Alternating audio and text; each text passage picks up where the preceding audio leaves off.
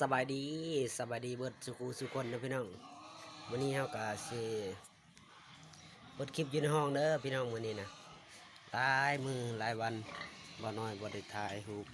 มันบ่ได้ถ่ายคลิปนะพี่น้องบ่ได้อัดคลิปบ่ได้อัพคลิปลง YouTube เนาะวันนี้บ่น้อยแนลสิมี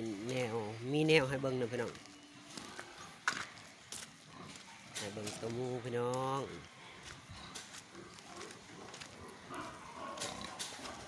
เราผิดพลาดประการใดก็ขอโทษขออภัยนำหลายๆเด้อพี่น้องหมูนะพี่น้องอันนี้เราขายเบิดแล้วพี่น้องขายเบิดแล้วพี่น้อง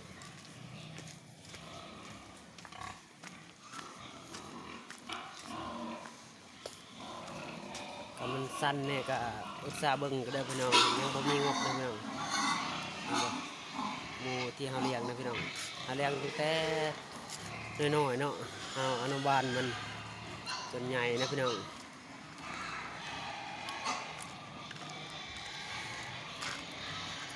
สุดยอด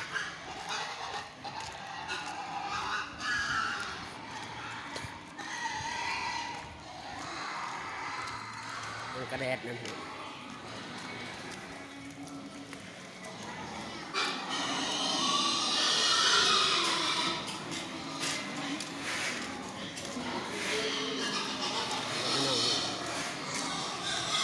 อะไรบ้าง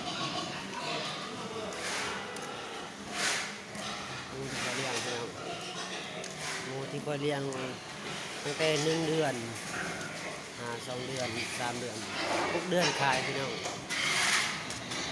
เอาอยู่เป็น10 เดือนเอาเดือนไปเลย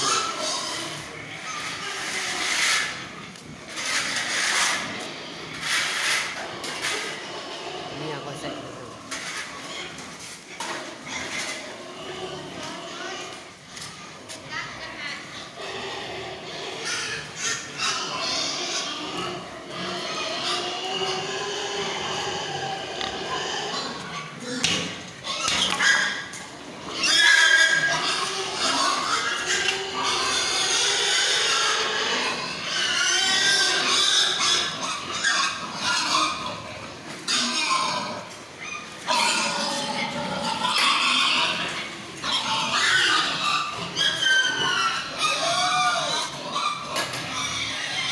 คลิปนี้ก็สิจบแต่เพียงสามีนะพี่น้อง